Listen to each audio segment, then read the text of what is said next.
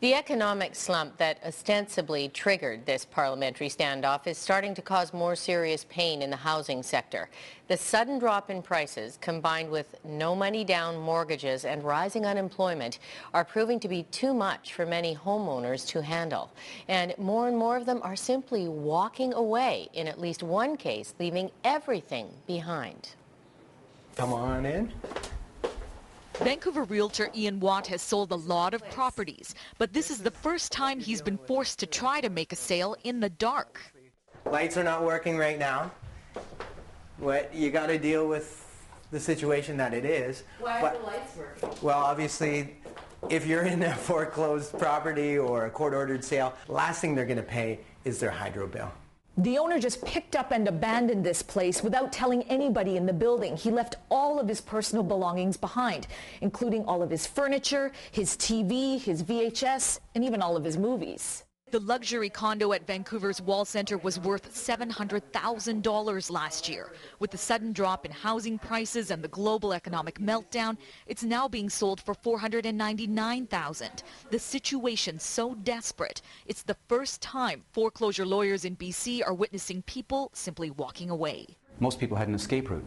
They would simply call a realtor and sell the property and pay the lender back. If they didn't wish to do that, they would go to a B lender or a more high-risk mortgage lender and refinance the property.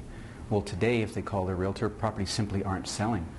That's a bit of an overstatement, but they're very seldom selling. And a lot of the B lenders or higher-risk lenders, as you know, have left the market. They're simply not around. So the two escape routes that people have had for many, many years have been closed off to them. For lawyer Andrew Burry, the files are piling up. Foreclosures are up 150% compared to this time last year. In the Vancouver area, 88, Surrey, 69, Nanaimo, 38. Burry is dealing with over 600 people who have lost their homes or other property, and he's just one lawyer. He estimates foreclosures across BC are in the thousands. My prediction would be that we're not going to see a dramatic improvement in this problem in 2009, no. There are going to be more foreclosures and more mortgage defaults. Even when the economy turns around, it will take some time before all of this clears itself out. Hi, Don. How's it going?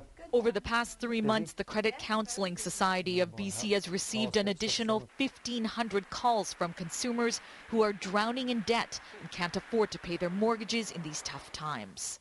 It's the tip of the iceberg because it's those people who are under distress right now saying, I'm in difficulty. You know, the average person who may be just starting to say, things are getting difficult, isn't the average consumer calling us. Because we don't want to call. We don't want to face it. The expert advice, get help now before you become a statistic. And if you are having financial difficulty, you can contact the Credit Counseling Society of BC